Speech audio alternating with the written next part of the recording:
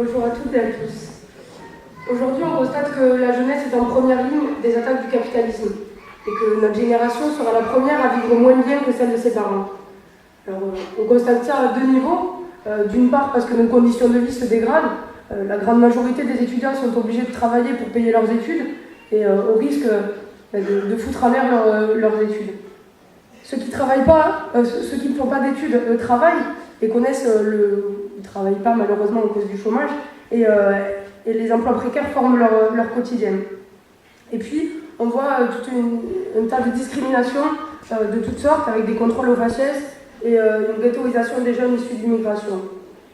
Deuxième situation phare, c'est la casse de l'éducation avec des filières générales qui se professionnalisent, comme on a pu le voir en 2005 avec la loi Fillon, avec une augmentation de la sélection à l'entrée de l'université, le rapport Boulard qui vient de nous sortir, et l'ouverture des portes des facs aux entreprises privées.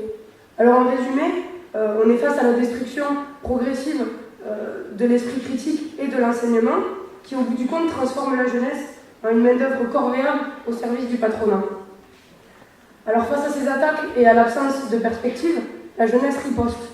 On l'a vu sur le mouvement anti-guerre, sur les campagnes antifascistes, sur une mobilisation contre la loi Fillon et la révolte des quartiers populaires. Et oui, à vouloir titiller la jeunesse, en effet on la transforme, mais manque de bol pour les racailles de l'Élysée, c'est une génération militante qu'ils ont créée. Alors bilan des courses, on observe une remontée des luttes, avec le point culminant, ça a été quand même le mouvement contre la loi d'égalité des chances, dont le CPE faisait partie. Cette mobilisation a été la plus massive depuis 1968. Elle a illustré le rôle important de la jeunesse dans la résistance aux attaques de la classe dominante. Et puis, elle a montré qu'elle pouvait entraîner les salariés dans la grève. De par l'auto-organisation, le blocage des lieux d'études et la volonté d'étendre le mouvement aux salariés, la mobilisation a montré qu'on pouvait gagner. Et ça a redonné confiance dans la lutte à des millions de jeunes et de travailleurs.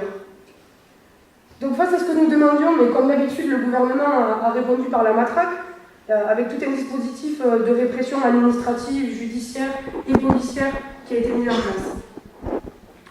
Aujourd'hui, un trop grand nombre de jeunes mobilisés sont encore dans l'attente de leur procès, et ce que nous devons, c'est exiger l'amnistie de tous les inculpés. En revanche, nous devons garder à l'esprit que ce mouvement a ravivé une conscience de classe. Aujourd'hui, on est conscient des travailleurs en formation. Et on est aussi conscient que nos intérêts divergent de ceux du patronat et convergent de ceux des salariés. Ce mouvement a également montré que les patrons n'étaient pas ceux qui œuvraient pour l'amélioration de nos conditions de vie. Alors du coup, l'UMP veut défendre ses petits copains du MEDEF et veut nous convaincre que l'ennemi c'est l'immigré. C'est celui qui travaille pas, qui est polygame, qui fait une dizaine de gamins et qui surcharge les classes et qui touche les allocs sans même avoir de papier. La réalité, c'est que ça ne prend pas. C'est que partout en France, on développe les réseaux éducation sans frontières et les réseaux universités sans frontières qui font un travail énorme d'aide et de protection aux familles de sans-papiers. Une fois de plus, on montre que la mobilisation massive permet de contrer les attaques racistes du gouvernement. Alors plus généralement, pour contenir les ardeurs des jeunes et des travailleurs, on assiste à la mise en place de tout un panel de lois sécuritaires qui ont pour but, nous dit-on, de nous protéger. Mais en réalité, dans les faits, sur Toulouse, notre très cher maire Jean-Luc Moudenc s'est servi d'un fait divers pour légitimer tout un tas de trucs. La surveillance par caméra et le flicage du centre-ville, par exemple, ou l'expulsion du squat politique et culturel qui est le clan D, et puis la mise en place d'une brigade anti-marginalité qui doit nettoyer la ville de ceux qui n'arrivent pas à s'intégrer dans cette société qui met sur le carreau un bon nombre d'entre nous.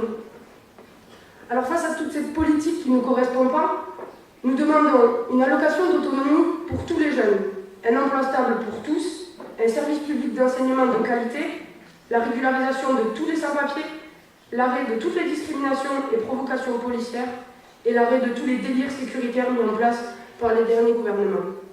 Alors on pourrait dire comme ça qu'on n'est pas très exigeant, mais en réalité toutes ces mesures rentrent en contradiction directe avec le système capitaliste. Et c'est pour ça qu'aujourd'hui, on doit s'organiser pour lutter contre la guirlande de guignols qui nous gouvernent et puis aussi en finir avec cette société qui n'engendre que la misère, le racisme et l'exploitation. Alors pour conclure, la lutte paye, ça on l'a bien compris, et on ne compte pas s'arrêter là.